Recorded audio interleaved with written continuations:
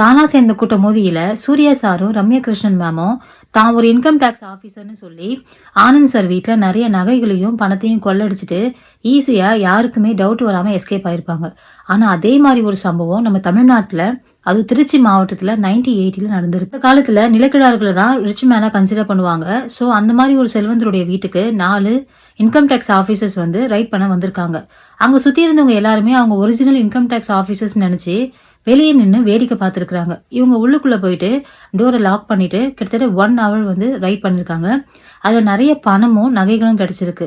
இவங்க original income tax officers வந்து என்னென்ன ப்ரொசீஜர்ஸ்லாம் ஃபாலோ பண்ணுவாங்களோ அதையே இவங்களும் ஃபாலோ பண்ணி கொஞ்சம் கூட டவுட் இல்லாமல் பணத்தையும் நகைகளையும் ஒரு பெட்டிக்குள்ளே போட்டு அதை லாக் பண்ணி சீல் வச்சு வேக வேகமாக காரில் ஏறி எஸ்கேப் ஆயிருக்காங்க.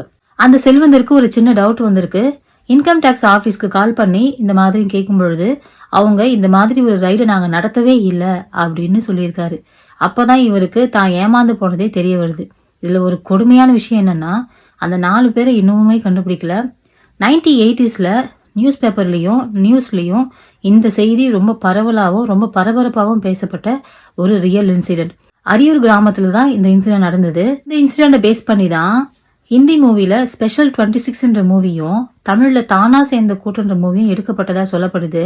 கத்தி குத்து கிடையாது, கன்ஷூட் கிடையாது, அடிதடி கிடையாது. ஈஸியாக அவ்வளோ பணத்தையும் நகையினையும் கொள்ளடிச்சிட்டு போயிருக்காங்க.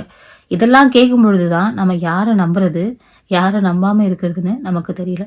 ஸோ கொஞ்சம் கேர்ஃபுல்லாக இருங்க.